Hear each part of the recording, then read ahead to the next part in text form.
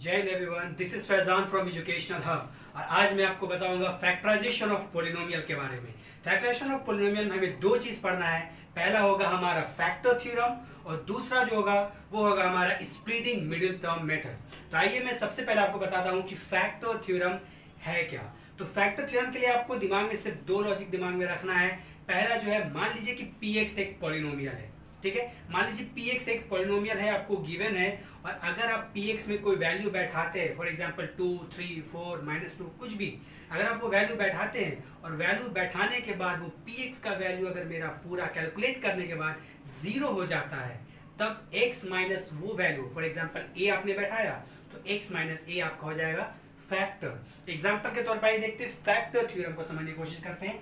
मान लीजिए हमारे पास एक पॉलिनोमियल गिवन है, लेट हमारे पास मान लीजिए एक पॉलिनोमियल यहाँ पे गिवन है, let p of x is equal to x cube plus 3x square plus 5x plus 6। This is the polynomial we have given. अब अगर हमारे पास ये पॉलिनोमियल गिवन है और हमें बताना है कि अनदर पॉलिनोमियल जो मेरा x प्लस 2 है, जो हमारा अनदर पॉलिनोमियल है gx, x प्लस 2 जो है, ये मेरा इसका फैक्टर है या नहीं है। तो हमने आपको क्या कहा, अगर फैक्टराइजेशन चेक करना है तो आप कुछ मत कीजिए, आप यहाँ पे लिखिए since x plus 2 is equal to 0। सबसे पहला स्टेप हम क्या करेंगे, x plus 2 is equal to 0, जो gx था जिसको फैक्टर चेक करना है उतना इज इक्वल टू आप 0 कर दीजिए।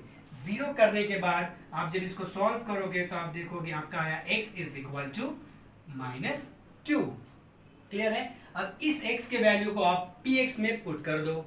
तो यहाँ पे हमने क्या देखा, नाउ हमने क्या देखा, x की जगह हमने बैठा दिया -2, और जब हम ये वैल्यू यहाँ पे बैठाते हैं -2, तो हमारा ये क्या हो जाएगा, ध्यान दो x क्यूब है, तो ये हो जाएगा -2 का क्यूब, ठीक है, प्लस 3 इंटू एक्स स्क्वायर, यानी 3 का 3 -2 स्क्वायर। क्लियर है, -2 स्क्वायर। उसके बाद आप देखो क्या प्लस 5x है, तो प्लस 5x की जगह फिर हमने -2 दिया, और फिर प्लस 6 से लास्ट में हमने लिखा प्लस 6।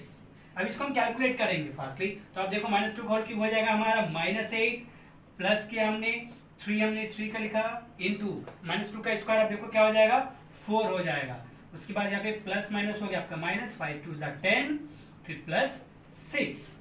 नेक्स्ट आप आगे बढ़ो, आप क्या देखोगे, ये -8 का -8 है, 3 4 आपका कितना होता है 12, -10 प्लस 6। क्लियर है। अब आप देखो -8 -10 कितना होगा, -8 -10 आपका हो जाएगा -18, और 12 प्लस 6 आप देखो कितना हो जाएगा 18। तो आपने क्या देखा, -18 प्लस 18 कैलकुलेट किया, आ गया 0।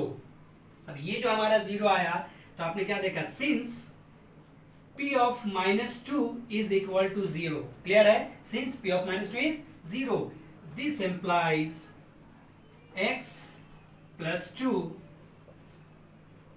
is a factor of given px। तो ये हुआ हमारा फैक्टर थ्योरम ओवरऑल। यानी अब मैं अगर आपको बताऊं कि फैक्टर थ्योरम के बारे में डेफिनेशन हमारा क्या है, तो डेफिनेशन हमारा बहुत ही आसान है।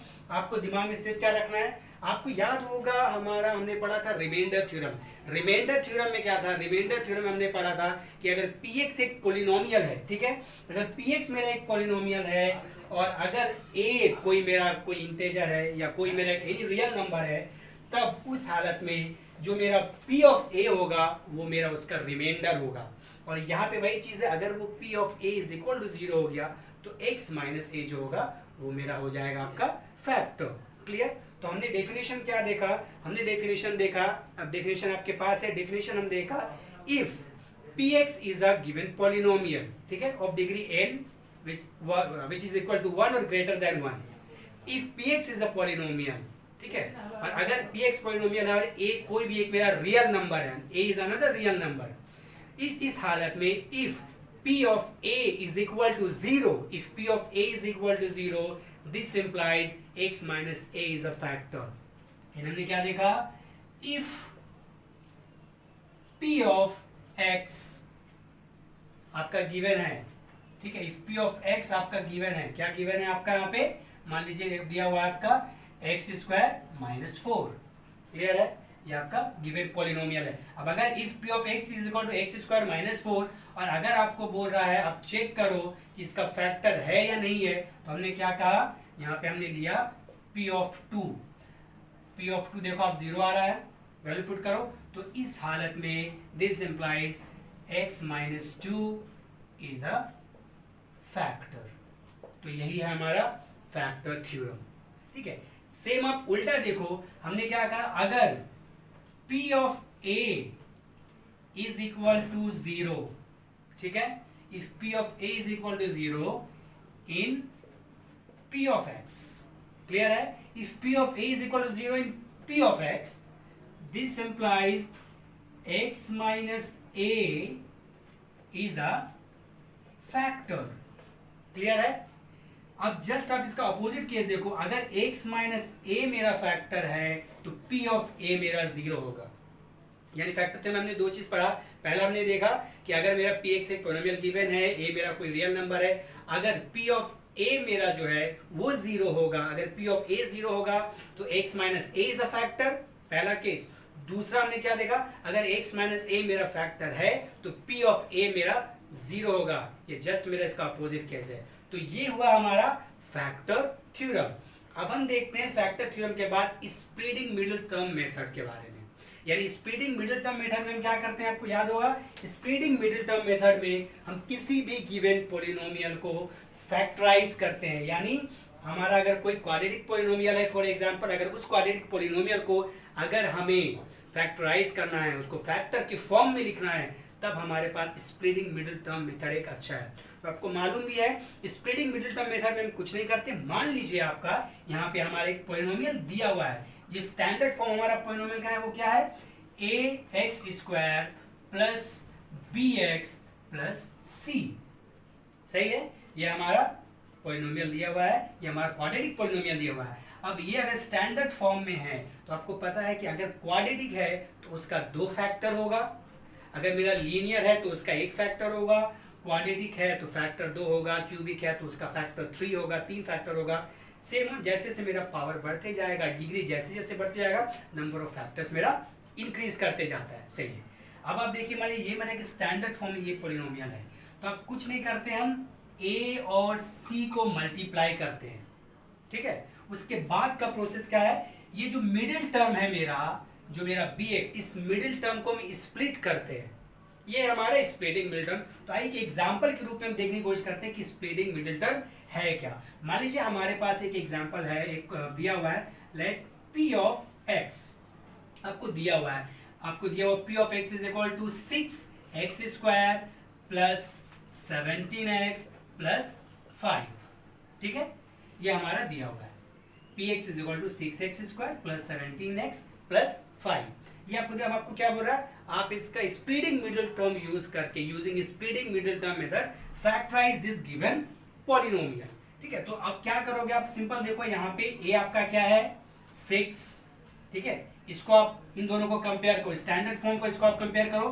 तो a आप देखोगे क्या है 6 इज द a, उसके बाद b क्या है 17 इज द b, c क्या है 5 इज द c, क्लियर है। तो आप, हमने क्या कहा था, याद करो, a और c को मल्टीप्लाई करेंगे, तो यहाँ पे 6 और 5 को मल्टीप्लाई करेंगे स्प्रेडिंग मिडिल टर्म में, तो हमने क्या किया, 6 और 5 को हमने मल्टीप्लाई किया, हमारा आया वो 30, ठीक है। अब उस 30 का प्राइम फैक्टर्स निकालो आप, तो 30 का प्राइम फैक्टराइजेशन क्या होगा, 2 15s एंड 3 5s, ठीक है। तो सबसे पहला काम जो हमें करना है यहाँ पे, अब आप यहाँ जाओ, ठीक है, अब यहाँ जाओ, सबसे पहले हम 6x स्क्वायर को आप एज इट इज उसको आप लिख दो, हमने लिखा 6x स्क्वायर, फिर आपका जो c है, c जो वैल्यू दिया हुआ, c जो टर्म है, अनदर टर्म जो लास्ट टर्म है, थर्ड टर्म c वैल्यू, उसको आप लिख दो एज इट इज, यानी प्लस 5, इसको भी हमने लिख दिया। अब मिडिल टर्म को हमें स्प्लिट करना है, कैसे स्प्लिट करेंगे, अब ये जो आपका आया है 2 3 5, यानी 2 इंटू 3 इंटू 5, अब देखो 2 इंटू 3 इंटू 5 आपका 30 हो जाएगा, ठीक है। अब इसके साथ साथ आपको इसका एक पेयर बनाना है, यानी 2 3 और 5 का एक पेयर बना, या तो फिर 3 5 और 2 का एक पेयर बनाइए, या 3 5 और 3 5 और 2 का बने और 2 5 और 3 का बने, तो हमारे पास 3 पेयर हो गया। आप देखो ये जो पेयर आपने बनाया है, इसी पेयर को जब आप तीनों को मल्टीप्लाई करते हो तो आपका 30 आता है, ठीक है, वो आएगा ही आएगा ऑटोमेटिकली, वो प्राइम फैक्टराइजेशन है उसका। लेकिन अब आपको इसी पेयर को यूज करके किसी दो या एक या एक या ये तो इसमें से किसी एक को भी हम चूज करेंगे और हम देखेंगे जोड़ने या घटाने पर 17x आना चाहिए। क्लियर है, ये हमारा आना चाहिए। तो हमने क्या देखा, आप देखो 17 लाना है, प्लस 17 लाना है, तो 5 3 15 प्लस 2, तो हमने यहाँ पे लिख दिया plus 2x plus 15x। Clear है, ये आसान हो गया हमारा। हमने क्या लिख दिया, प्लस 2x प्लस 15x, और ये हमने 5 को एज इट इज लिखा हुआ था। अब हम क्या करेंगे, हमारे पास 4 अलग अलग टर्म मिल गया। अब इन चारों टर्म में से पहला 2 टर्म और अगला आखिरी का जो 2 टर्म होगा, उन दोनों को पे हम कैलकुलेशन करेंगे और हम देखेंगे कि इन दोनों फर्स्ट पेयर में जो है हमें क्या कॉमन मिल रहा है। तो आप देखो क्या कॉमन मिल रहा है, आप देखो 6x² है प्लस 2x है, तो इसमें हमें आराम से दिख रहा है कि 2x मेरा कॉमन था, तो उसके हमने बाहर निकाल लिया। तो यहाँ से जब हमने 2x को डिवाइड किया तो यहाँ पे कितना आ गया आपका 3x, करेक्ट है। प्लस किया हमने, यहाँ से हमने ले लिया जब 2x, तो हमारा आया +1, ठीक है। अब आप एक सिंपल सा लॉजिक यहाँ ध्यान दो, ये जो आपका 3x + 1 जो कॉमन आपने निकालने के बाद जो फैक्टराइज हुआ है, इसी टर्म को आप उठा के यहाँ पे लिख दो। यानी यहाँ पे भी हम लिख देंगे 3x + 1, यहाँ पे हमने लिख दिया 3x + 1, यहाँ हमने लिख दिया, ठीक है। अब आप क्या करो, अब आप इससे कंपेयर करो, जो नेक्स्ट टर्म मेरा बचा 15x। अब आप देखो 15x में से जब हमने 3x ले डिवाइड कर दिया तो कितना बचा हमारे पास, 15x से 3x हमारे पास बचा +5 बचा। क्लियर है, तो अब आप देखो, अभी अब चेक कर लो, 5 3 15x और 5 1 5, ये हमारा आ गया। नेक्स्ट स्टेप हमने क्या कहा, यहाँ पे भी देखो आप 3x + 1 है, यहाँ पे भी आप देख सकते हो 3x + 1 है, तो दोनों में से 3x + 1 को हम कॉमन ले लेंगे। तो यहाँ पे आ गया हमारा 3x + 1 को हमने कॉमन ले लिया। यहाँ से जब 3x + 1 को लिए हम, तो हमारा आ गया 2x, और यहाँ से जब लिया हमने, यहाँ पे आ गया हमारा 5। ये देखो हमारा हो गया फैक्टराइज। यानी जब हमने फैक्टराइजेशन किया using splitting middle term method, तो हमने क्या देखा, सबसे पहले हमें क्या कर रहे हैं, आप आराम से देखो, px जो था हमने उसको यहाँ पे लिखा, ठीक है, क्या लिखा, 6x² + 17x + 5। उसके बाद हमने क्या किया, a और c को हमने मल्टीप्लाई किया। जब हमने मल्टीप्लाई किया, यहाँ पे हमारा आया 30 आया, उसका हमने प्राइम फैक्टराइजेशन किया। उसके बाद प्राइम फैक्टराइजेशन से किसी दो नंबर को लेंगे हम पेयरिंग करने के बाद, और उस पेयर को जब हम पहला पेयर जो लेंगे हम 2 नंबर का, तो हम क्या देखेंगे, प्लस या माइनस, जोड़ने या घटाने पे मेरा मिडिल टर्म आना चाहिए। अब आप देखो हमने क्या लिया यहाँ पे, 5 3 15, और दूसरा हमने क्या लिया 2, तो हमने क्या देखा, 2x + 15x जो हुआ, अब देखो 17x के बराबर है, और दोनों को जब आप मल्टीप्लाई करोगे तो देखो 6 5 30x² होगा। देख लो 15 2 30, x × x x²। अब आपने इन दोनों को जब मल्टीप्लाई किया, क्या हो गया, 6 × 5 30x²। क्लियर है। उसके बाद हमने क्या किया, जो प्रोसीजर हमने क्या स्टेप फॉलो किया, हमने इन दोनों टर्म में से जो कॉमन था कॉमन निकाला, और उसके बाद हमारा यहाँ पे कॉमन आया था 3x + 1। उसी 3x + 1 को हम अपने आगे हम लिख दिए। अब हम बिना कुछ उसको चेंज किए, जब हमने इसको ऐसे लिखा 3x + 1 को एज इट इज यहाँ पे लिख दिया। लिखने के बाद हमने इसको क्या देखा, 3x को 15x हमने डिवाइड किया, 5 आया, यहाँ पे हमने 5 लिख दिया। प्लस था तो प्लस, माइनस था तो माइनस। लिखने के बाद अब ये हमारे पास एक आया टर्म, और ये हमारे पास दूसरा टर्म आया। तो इसे हमने क्या किया, जो कॉमन टर्म था हमने कॉमन टर्म को लिखा। कॉमन टर्म लिखने के बाद इधर से 2x आया, इधर से +5 आया। तो ये हुआ हमारा factorisation of a given polynomial using, हमारा क्या था आपका, ये है हमारा स्प्लिटिंग मिडिल टर्म मेथड। तो इस तरह से आज हम लोगों ने 2 टॉपिक देखा फैक्टराइजेशन ऑफ पोलिनोमियल में। पहला जो टॉपिक था वो हमारा था आपका फैक्टर थ्योरम। तो फैक्टर थ्योरम में हमने देखा कैसे कोई एक गिवन पोलिनोमियल है, और उस पोलिनोमियल का अगर हमें फैक्टर निकालना है, p ऑफ a अगर हम निकाल देते हैं, ठीक है, तो x - a मेरा फैक्टर होता है, ठीक है। उसके साथ ही साथ हमने देखा कि हम कैसे किसी भी पोलिनोमियल को फैक्टराइज कर सकते हैं using splitting middle term method. तो आई होप ये सेशन आपको समझ में आया होगा। For any doubt please let me know in the comment box. Till then stay home, stay safe, thank you.